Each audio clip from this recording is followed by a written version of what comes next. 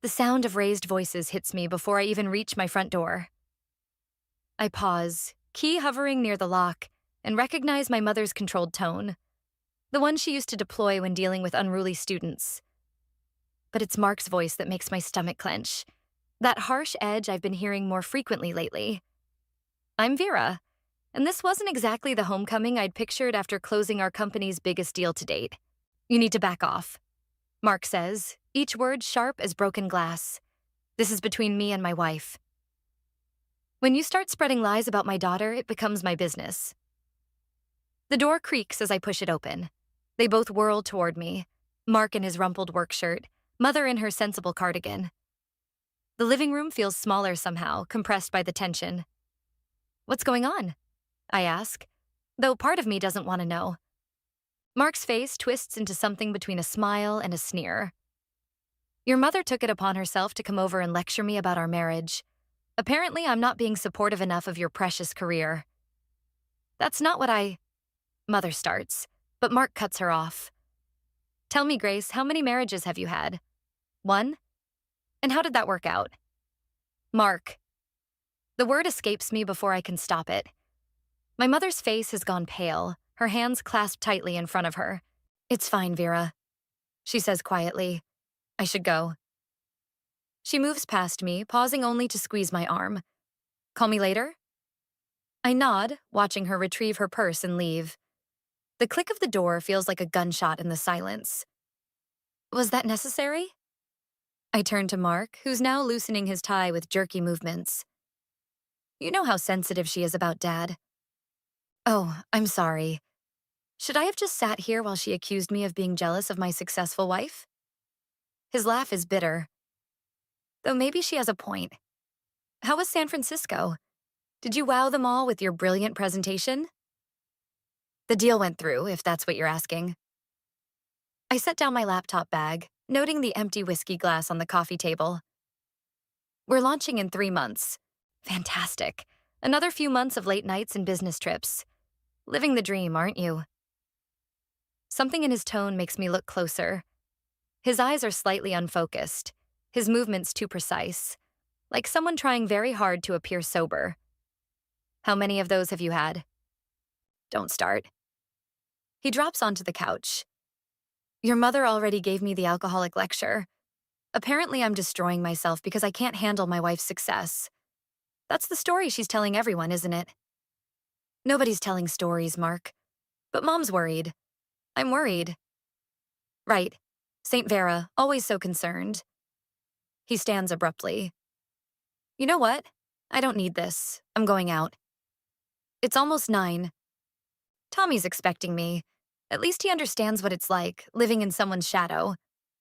The door slams behind him, leaving me alone in our suddenly too quiet house. My phone buzzes, a text from Sophie asking how the trip went. I stare at it, unable to form a response. How do I tell my best friend that while I was securing my dream project, my marriage seems to be crumbling? I walk to the coffee table and pick up Mark's glass, the remnants of amber liquid catching the light. Something's changed in him. Something deeper than just resentment over my promotion. The Mark I married 5 years ago would never have spoken to my mother that way, would never have stormed out to drink with Tommy on a weeknight. The question is, what am I going to do about it? I stare at the spreadsheet on my laptop, but the numbers blur together. 3 days since Mark's outburst, and our conversations have devolved into monosyllables and careful politeness, the kind that cuts deeper than shouting ever could. My phone lights up with Sophie's name.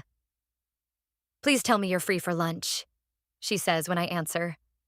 I'm dying to hear about San Francisco, and you sound like you need to talk. An hour later, we're tucked into our usual corner booth at Marino's.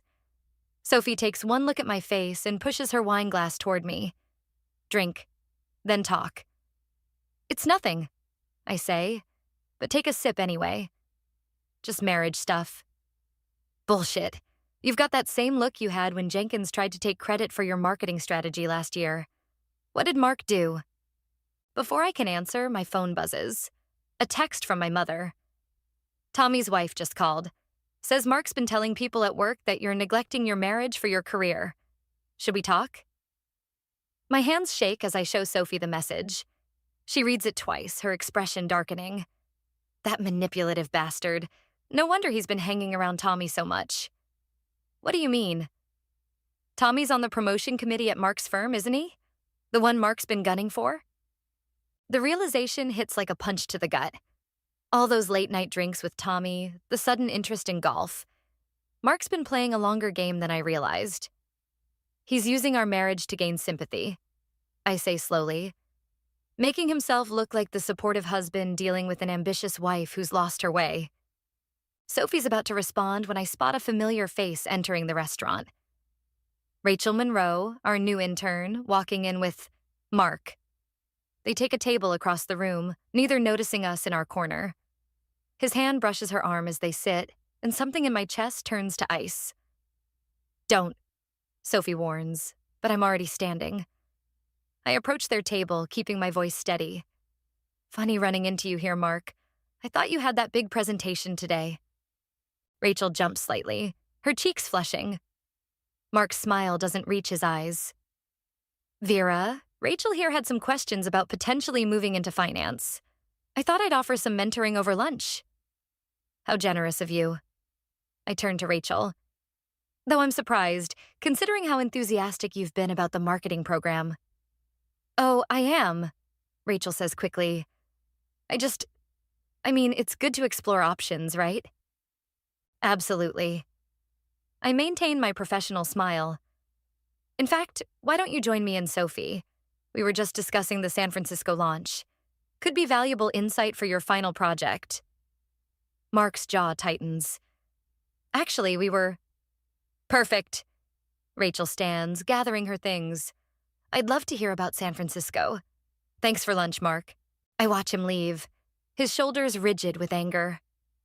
Rachel follows me back to our booth, chattering nervously about the launch timeline.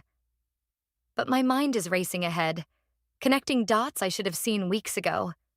The late nights, the sudden interest in mentoring, the careful construction of his victim narrative at work. Each piece clicks into place like a lock tumbling open. Rachel, I interrupt her mid-sentence about marketing metrics. How long has Mark been offering to mentor you? She hesitates, glancing between Sophie and me. About 3 weeks. Since the day you announced the San Francisco deal, actually. He said he noticed my potential and thought I might be wasting it in marketing. Sophie's hand finds mine under the table, squeezing hard. We both know what this means. Mark isn't just trying to undermine my reputation. He's actively working to poach one of my most promising team members, using her to twist the knife deeper. Rachel, I say carefully, I think we need to have a longer conversation about Mark's mentoring style, but not here.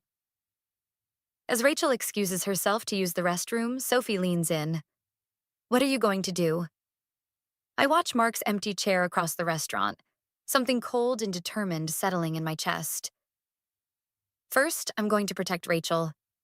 Then, I'm going to show my dear husband exactly what an ambitious wife is capable of. The company launch party pulses with energy, but I can't shake the chill that settled in my spine when I spotted Mark talking to Tommy by the bar. They shouldn't even be here. Spouses rarely attend these internal celebrations, but Mark insisted, claiming he wanted to support my success.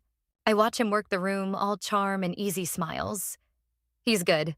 I'll give him that. Each conversation seems casual, but I notice how he keeps steering people toward Tommy, how their discussions always end with knowing looks and sympathetic nods. Your husband's quite the social butterfly, Rachel whispers, appearing at my elbow. Since our lunch revelation, she's been feeding me information about Mark's mentoring attempts. He just spent 20 minutes telling the CEO's wife about how you missed your anniversary dinner for a client call. Interesting, considering our anniversary isn't for 3 months. Rachel fidgets with her champagne glass. There's something else. Tommy offered me an internship at their firm. Said Mark recommended me. The room suddenly feels too warm, too crowded. When? Just now. They're creating a special position. Better pay, fast track to management. She trails off, watching my face. I told them I needed time to think. Before I can respond, Mark's voice carries across the room. He's telling a story, gesturing animatedly to a group that includes several board members. And I said, Honey, I know your career matters, but family should come first, right? Laughter ripples through his audience. I start moving before I realize it, but Sophie intercepts me. Not here, she murmurs. That's what he wants. Did you hear what Tommy just offered Rachel? Yes, and it gets worse. Sophie glances around before continuing. I overheard them earlier. Mark's been documenting everything. Your late nights, business trips, even that argument with your mother. He's building a case for that promotion, painting himself as the devoted husband, sacrificing everything for his wife's ambition. My hands shake as I set down my untouched champagne. He's using my success to manipulate his way up the corporate ladder, while simultaneously trying to poach your best intern, Sophie adds. It's actually brilliant in a sociopathic way. A commotion near the stage draws our attention. Tommy's calling for everyone's attention, swaying slightly. Mark stands beside him, that familiar false modesty plastered across his face. I want to propose a toast, Tommy announces, to Mark Thompson. Not many men would support their wives the way he has, especially when it means putting their own dreams on hold. The promotion committee has noticed, my friend. We need more leaders like you. The room erupts in applause. Mark catches my eye across the crowd, and for a moment his mask slips. I see it all. The satisfaction, the calculated cruelty, the triumph. He planned this entire evening knowing I couldn't react without seeming like the unstable, career-obsessed wife he's portrayed me to be.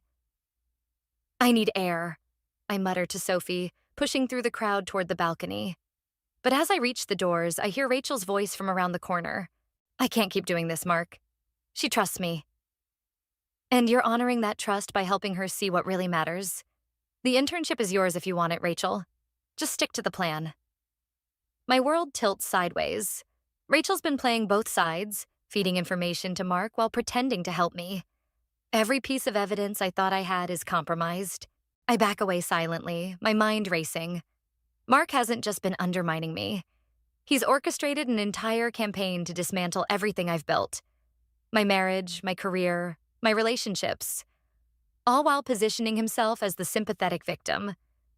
Sophie finds me in my office, staring at the city lights below. What are you going to do? I think about the careful way Mark has constructed his narrative, how he's turned my strength into weakness, my success into selfishness, how he's manipulated everyone around us into supporting his version of events. You know what happens to people who try to build themselves up by tearing others down? I ask quietly. Eventually, their foundation crumbles. Mark wants to play the long game? Fine. But he's about to learn he's not the only one who knows how to be patient. The numbers on my quarterly report swim before my eyes. Third time I've read the same line and still nothing registers. My phone lights up. Another message from my mother asking if I'm coming to Sunday dinner. I ignore it, just like I've ignored the last 5. A knock on my office door makes me jump. Rachel stands there, pale and fidgeting. Can we talk? I gesture to the chair, noting how she closes the door behind her. If this is about the internship, it's worse. She places her phone on my desk, slides it toward me. Mark's been recording our conversations. My stomach drops as I press play. My own voice comes through clearly, discussing confidential details about the San Francisco launch. Then Mark's voice. Perfect. This is exactly what we need. There's more, Rachel whispers. Tommy's wife found emails. Mark's been building a case against you for months. They're planning to use the launch information to prove you've been sharing company secrets. The irony burns. He's using my trust in Rachel to paint me as untrustworthy. Classic projection. Why are you showing me this now? Rachel's eyes fill with tears. Because he promised he was just trying to save your marriage. But yesterday, I overheard him telling Tommy this would destroy her career and her credibility in one shot. I never meant... My desk phone buzzes. Mrs. Thompson, the board requests your presence in the main conference room. Time slows. Through my office windows, I see Mark stepping off the elevator with Tommy and 2 board members. He catches my eye, gives that same triumphant smile from the party. Rachel, I say quietly, I need you to leave. Now, take the back stairs. I'm so sorry. Not now. Just go. Sophie calls as I'm walking to the conference room. Don't react, she says without preamble. I just got off the phone with Grace. Mark's been visiting your father. I stop walking. What? Your mother followed him yesterday. He's been meeting with your father for weeks, getting him to sign some kind of statement about your pattern of abandoning family obligations. My father, who left us when I was 12, who I haven't spoken to in 15 years, the ultimate betrayal weapon. Vera, are you there? I have to go. I manage. The board's waiting. I end the call, straighten my spine, and push open the conference room doors. Mark sits there with his concerned husband expression perfectly arranged, documentation spread before him like weapons. Mrs. Thompson, the CEO begins. Serious allegations have been brought to our attention regarding the mishandling of confidential information. I tune out his words, watching Mark instead. He's played this masterfully, using Rachel to gather evidence, Tommy to provide corporate credibility, even my own father to destroy my personal reputation. Every relationship weaponized, every trust betrayed. But he's forgotten something crucial about me. Something our marriage counselor noted years ago. I'm at my most dangerous when backed into a corner. Before we continue, I interrupt, I'd like to present some information of my own. I pull out my phone, start a recording. Rachel, are you still there? Yes, comes her shaky voice through the speaker. And I'm willing to testify about everything. The recordings, the setup, all of it. Mark's smile falters for the first time. Additionally, I continue, I have emails documenting the orchestration of this entire scheme. But more importantly, I turn to Tommy, whose face has gone ashen. Did Mark tell you his promotion strategy involved corporate espionage?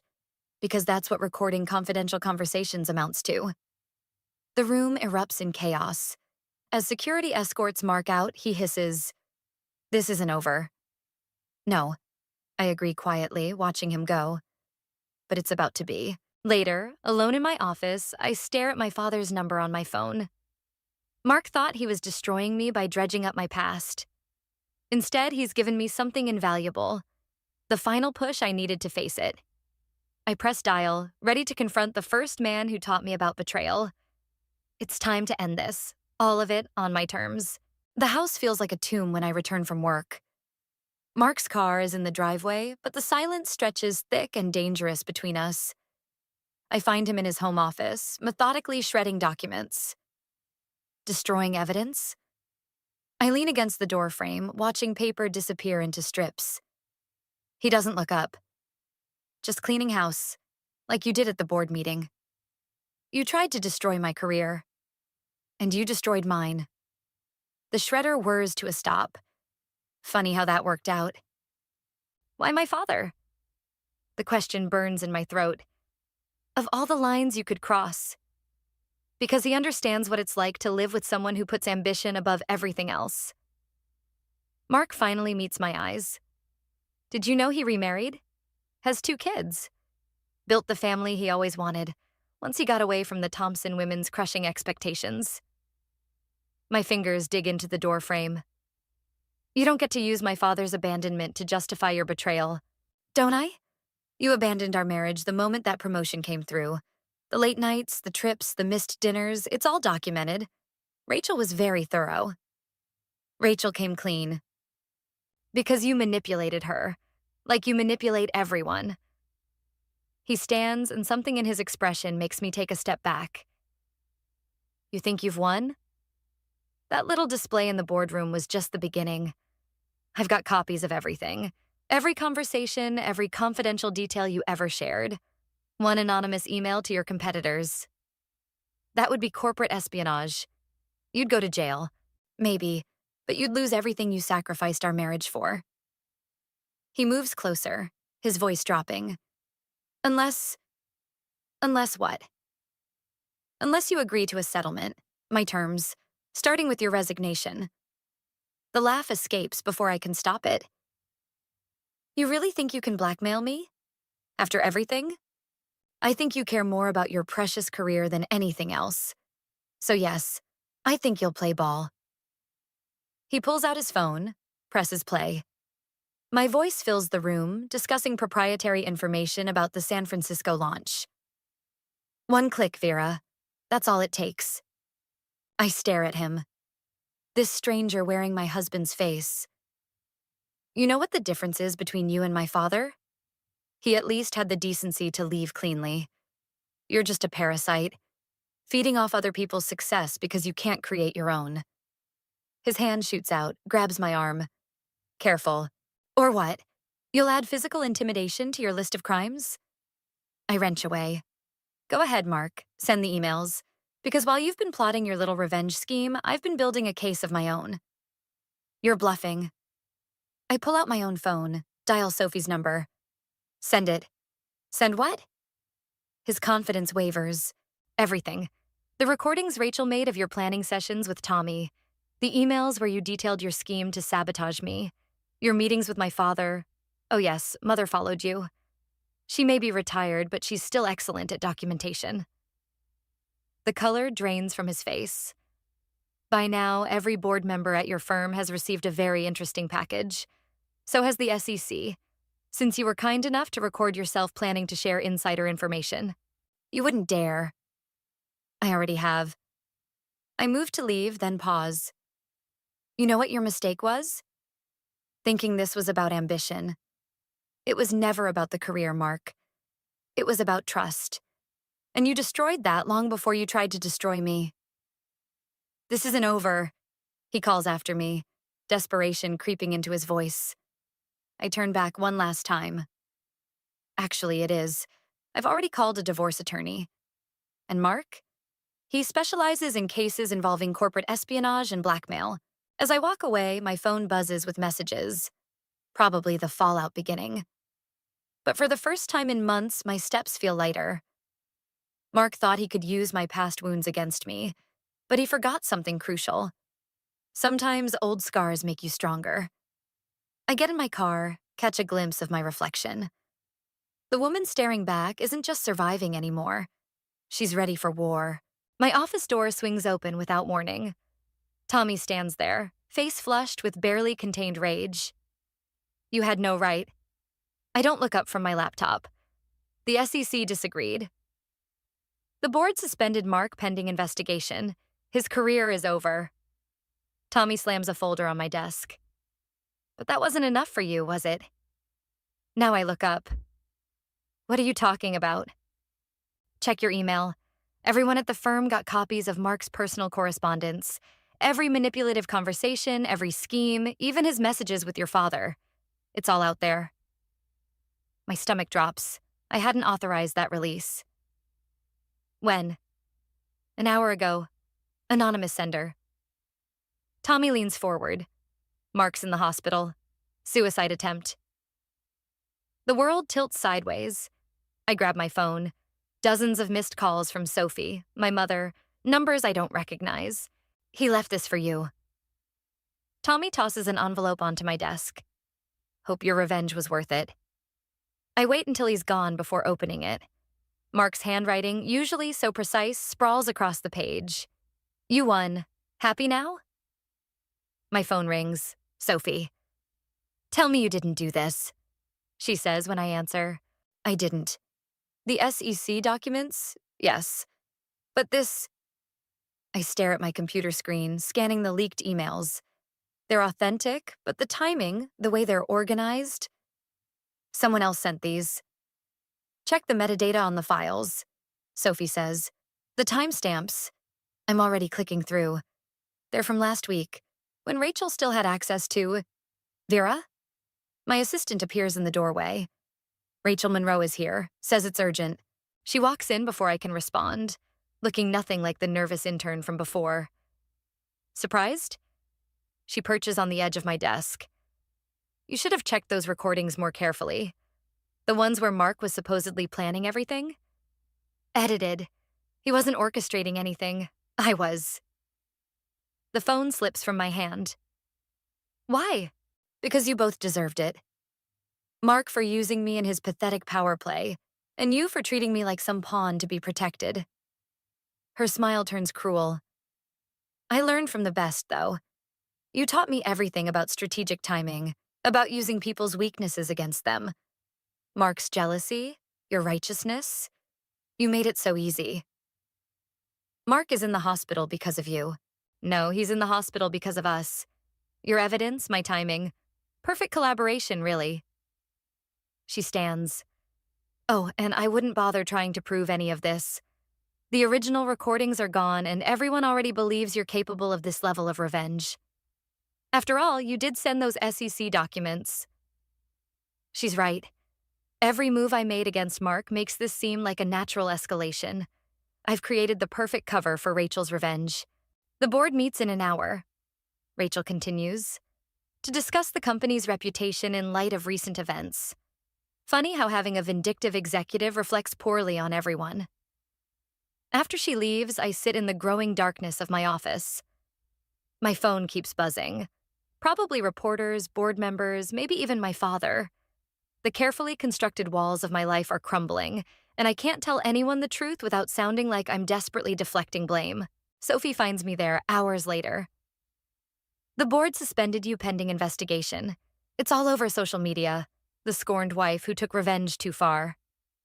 Rachel played us both, I say quietly. Used our marriage as cover for her own revenge plot. And I gave her everything she needed. What are you going to do? I look at Mark's note again, then at the email announcing my suspension. Rachel was right. I taught her well. Too well. She understood that true revenge isn't just about hurting someone. It's about using their own actions to destroy them. I'm going to the hospital, I say finally. Mark needs to know the truth, even if no one else ever does. And then, I gather my things, feeling the weight of every decision that led to this moment. Then I'm going to learn what he already knows, what it feels like when your perfect plan becomes the weapon someone else uses to destroy you. The hospital corridor stretches endless and white. Mark's room is at the end, 742. The number glows like an accusation. Rachel's already there, perched beside his bed like a concerned colleague. She sees me first, her smile sharp as broken glass. Look who finally showed up. Mark turns his head, pale against the sheets. The bandages on his wrists peek out from under the hospital gown. Come to finish what you started? Actually, I pull out my phone. I came to play something for you both. Rachel's smile falters as I press play. Her voice fills the room. The plan's working perfectly. Mark's so desperate to prove himself, he'll believe anything. Yes, I have the edited recordings ready. Once Vera retaliates, we'll release everything. The color drains from Rachel's face. Where did you? Sophie's a graphic designer, I say quietly. She noticed the editing artifacts in your recordings right away. We've been building our own file since then. The real conversations, the original timestamps. No one will believe you. Rachel stands, backing toward the door. You're the vindictive ex-wife who happens to have friends at the SEC. I step aside as two agents enter the room. They're very interested in how an intern accessed confidential corporate information, and how that information was manipulated to affect stock prices. You're bluffing. Like you bluffed about Mark orchestrating everything? I turn to him. She played us both. Used your jealousy, my ambition, turned us into weapons against each other. The perfect revenge for not taking her seriously enough. Mark's expression shifts from confusion to rage. The promotion committee meetings? You recorded those too? Rachel's mask finally cracks. You deserved it. Both of you so caught up in your pathetic power games. Mark using me to get ahead, you treating me like some helpless intern who needed protection. I showed you both what real manipulation looks like. The agents move forward. Rachel throws one last venomous look at us both. At least I destroyed your marriage in the process. After they lead her away, silence fills the room like smoke. Mark won't look at me. The things I said to you. He finally manages. What I tried to do? Were exactly what she wanted. She knew your insecurities, my triggers. Played us like chess pieces. Why did you come back? After everything? I sink into the chair Rachel vacated. Because someone once told me that revenge destroys the person seeking it more than their target. Took me until now to understand what my mother meant. Grace always was the wisest of us. She's outside, with my father. His eyes widen. Vera, turns out nearly losing your son-in-law to suicide is enough to bring even divorced parents together. They're both willing to testify about Rachel's manipulation. Mark's hand moves toward mine, then stops. Can you ever forgive me? I don't know. The truth feels like glass in my throat.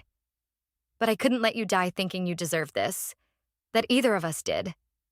What happens now? I stand, feeling the weight of every decision, every mistake that led us here. Now? Rachel faces charges. The board reinstates us both once the truth comes out. And we learn to live with the scars. Apart, but maybe not as enemies. At the door, I pause. Mark, next time you feel overshadowed by someone's success, try therapy instead of corporate espionage. His surprised laugh follows me into the hallway where my parents wait. Mother's hand finds mine, steady and strong. Ready? I look back at room 742, where my marriage both ended and transformed into something else. Something scarred, but maybe eventually honest. Yes, I say. I think I finally am. The divorce papers sit unsigned on my desk, stark against the dark wood. Through my office window, I watch Rachel being escorted from the building, box of belongings in her arms. The SEC investigation revealed more than just her manipulation, a pattern of corporate espionage stretching back to her previous internships. My phone buzzes. A text from Mark. Signed my copy. Your turn. I pick up the pen, but another message comes through. A photo. Mark in therapy, giving a thumbs up. First session done. Turns out jealousy and inadequacy issues don't mix well with ambition. Who knew? Despite everything, I smile. We're not friends, not exactly, but we're learning to be something other than enemies. Sophie appears in my doorway. Ready for the board meeting? Almost. I sign the papers with steady hands, each stroke of the pen feeling less like an ending and more like a door opening. Did you send those files to Tommy? Evidence of Rachel's manipulation. Already done. His testimony should help clear both your names with the promotion committee. The boardroom feels different now. Faces that once held judgment now show understanding, maybe even respect. I take my seat as the CEO begins. In light of recent events, the board has reviewed both Vera and Mark Thompson's positions. He pauses, shuffling papers. Given the extraordinary circumstances and the evidence of manipulation by Rachel Monroe, we've decided to reinstate both executives, separately but equally. After the meeting, I find my mother waiting in my office. The movers are finished, she says. Your new place is ready. How's Dad doing? Better. He's thinking of moving back to the city. She hesitates. Sometimes it takes losing everything to realize what matters. Like a marriage falling apart to see its true foundation? Or a revenge plot revealing unexpected strength? She squeezes my hand. You could have destroyed Mark when Rachel's plan came to light. Instead, you chose truth over vengeance. Revenge would have been easier. But then you wouldn't be you. My computer chimes. An email from Rachel's replacement, confirming the San Francisco launch is back on track. Life moving forward, scars and all. I pack my briefcase, including the signed divorce papers. Tomorrow, they'll be filed. Tomorrow, Mark and I will officially become part of each other's past, but not as victims or villains, just as people who lost their way and found something else instead. Dinner? Sophie asks from the doorway. Tommy's joining us. Says he has some interesting stories about Rachel's early days at the firm. Actually, I say, I need to make one more stop. The hospital's psychiatric wing is quiet. Mark's therapist greets me with a surprised look. He's finishing up today's session. I'm not staying, just dropping this off. I hand her a small package.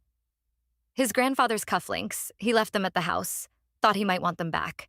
As I turn to leave, Mark emerges. We lock eyes briefly, and in that moment, I see something that makes me pause. Not love or hate or even regret, but understanding. We both sought revenge against perceived betrayals, and we both learned its true cost. The launch party, he says quietly. Will you need security there, given everything? Probably, but I was thinking of hiring your firm's team. They're experienced with corporate espionage now. His startled laugh echoes down the hallway. Some wounds never fully heal, but maybe they don't have to. Maybe it's enough that they teach us how to be stronger, wiser, more careful with the trust we give and receive. Outside, the city stretches before me, full of possibilities and pitfalls. I think about Rachel, about Mark, about my own reflection in this twisted mirror of revenge. We all wanted justice, but we found something more valuable instead. The truth about ourselves. My phone buzzes one last time. A message from my father. Dinner soon? I have some stories to tell. I smile and type my response. Yes, I think we all do.